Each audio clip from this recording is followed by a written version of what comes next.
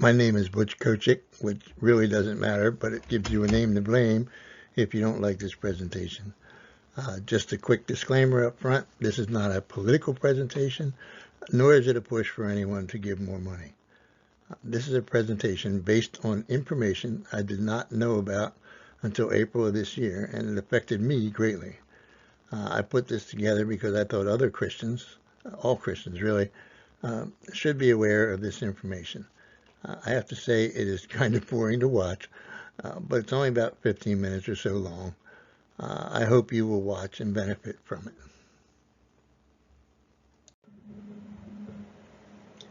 In September of 2022, Brian Dodds posted some statements in Church Leaders magazine that I call Change the World Money.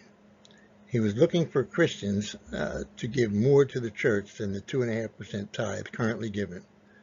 Now, truth is, any given church, there is usually a small group that give a lot, another group that gives a lesser amount, and then those that do not give at all. However, the average, according to all the Christian accountants, is about 2.5%.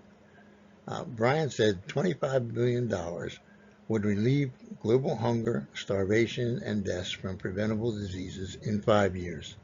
He said 15 billion would solve the world's water and sanitation issues, and 1 billion would fund the Great Commission. In order to keep our perspective clear and show my great ability at making color charts, this slide is to show the U.S. population as compared to the world. The U.S. has 5% of the world population, approximately 350 million people versus 6.7 billion people in the rest of the world. This slide shows the percent of Christians in the U.S. versus percent of Christians in the rest of the world. This is a general consensus of most Christian organizations and Pew Research data. 11% of all Christians in the world live in the U.S. This includes Catholic churches, Protestant churches, charismatic churches, essentially all churches identifying as Christian churches. In 2017, a study was made by the Lake Institute on Faith and Giving, Indiana University, and the Lilly Family School of Philanthropy. The study was titled The National Study of Congregations' Economic Practices. It's available to download if you Google it. It is 36 pages and very extensive and well done. The information on the next several slides all come from this study.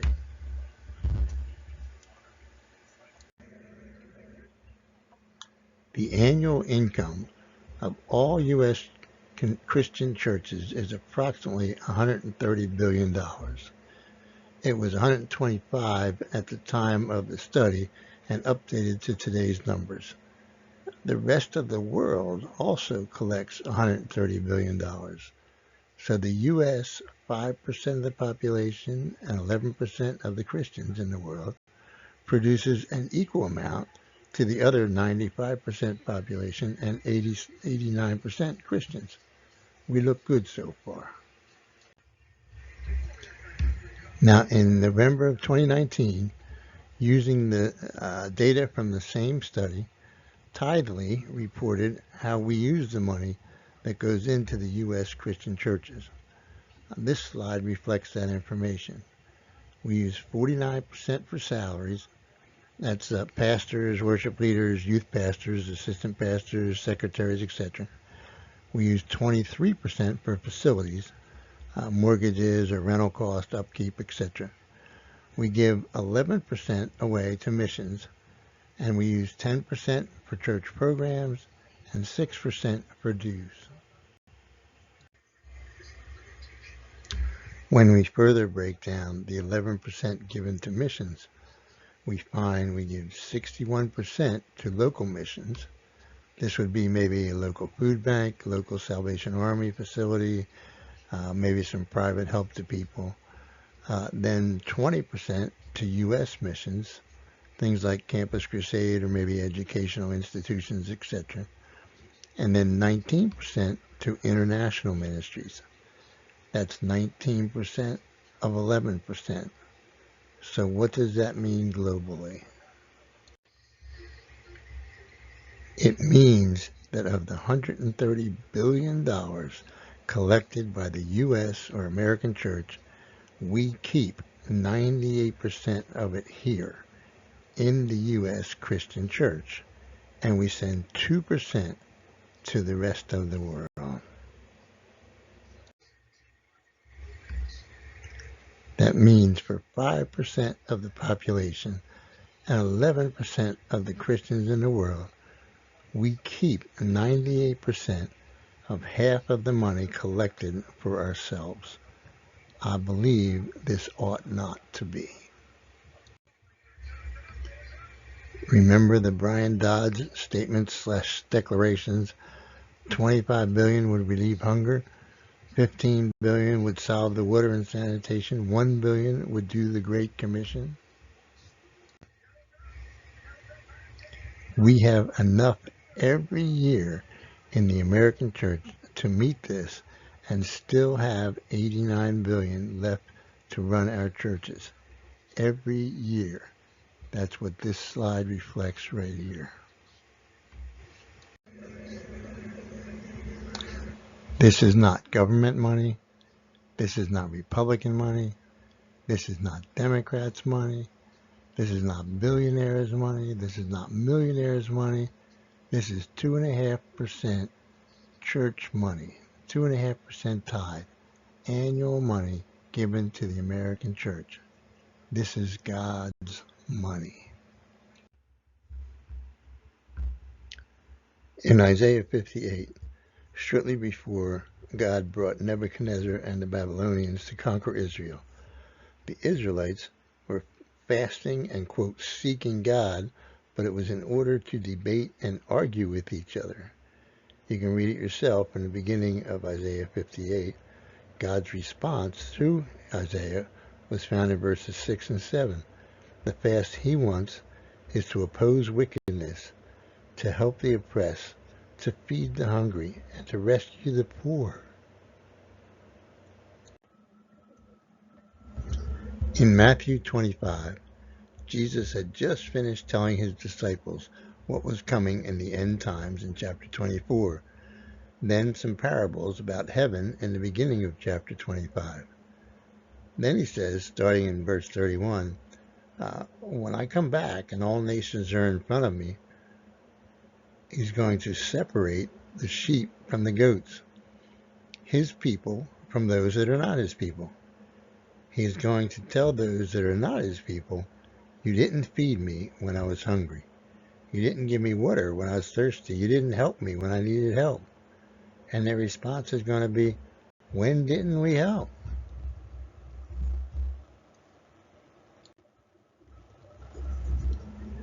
And he will say, when you didn't help the least of these, you didn't help me. The hungry and the thirsty and the poor of the world are the least of these. And we in the American church are not helping them.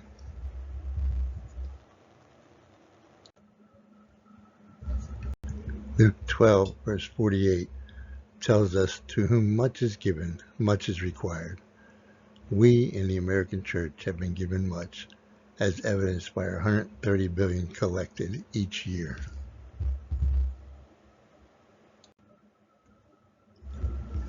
It is not good. It is sinful, in fact, for us to keep 98% of the money generated by the American church for ourselves.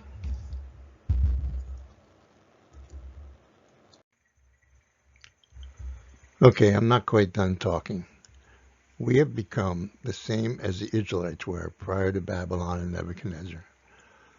We didn't start this way, but neither did Israel. How do we change this? Does anybody else want to change this? Am I wrong? I would really, really like to be wrong. Look at the next couple of slides and prove me wrong, or make it so that I'm wrong, or you can ignore it all and pretend it's all okay. Okay, since you stayed with me, I'm going to give you some of my thoughts and suggestions I'm sure you have some of your own as well. The American Church, of course, is not a single entity. It's approximately 380,000 entities. So each of us need to find out how our church spends the money they receive. You're part of the church and should know this. Respect your leaders, but don't be afraid to ask questions either. Find some global ministries, nonprofit organizations that feed the hungry and provide clean water. They don't have to be churches. They're out there. My thoughts, you can't evangelize people that are dead because we didn't feed them. And you can't disciple people that are dead because we didn't provide clean water and sanitation. Matthew 25 didn't mention anything about people that were evangelized or people that were discipled. For me, I find ministrywatch.com is one of the best places to go to look for global ministries. They have a site called the 50 Largest Relief and Development Organizations in 2024. The largest agencies are Christian ministries. I have on the next page here, next slide here, you'll recognize them. It's not a list of recommended ministries, but it does include ratings to help you make informed decisions. You can click on the name of an organization and gain a whole lot of more information on it. The total revenue of the 50 ministries on this list is about $8.9 billion a year. I found that interesting because that $8.9 billion total for all 50 ministries is actually less than 7% of the $130 billion collected by the American Church that we mostly keep for ourselves. So this is the page I told you would be here. You can see from this page World Vision, right on the top of it, Samaritan's Purse, Compassion International. If you go to the list, like I said, there's 50 of them on there, so you can see and pick on the ones that you think you might want to add to. Just some of my final thoughts on this. As I said before, I did not know this situation until April of this year, and I was pretty appalled by it. So my thoughts are, don't increase your tithe or your giving to the American Church. Take any increase you're going to give to the ministries that do what Christ told us to do in Matthew 25, what Almighty God told the Israelites to do through the prophets of the Old Testament. If possible, help change where your church spends God's money. It's God's money, not ours. And it's really not how much money is given that makes a difference. It's where the money given goes that makes a difference. Unfortunately, I believe this verse in Micah 3:11 reflects where we are today, just exactly like Israel was prior to Nebuchadnezzar. The heads thereof judge for reward, and the priests thereof judge for hire, and the prophets thereof divine for money. Yet will they lean upon the Lord and say, Is not the Lord among us? No evil can come upon us.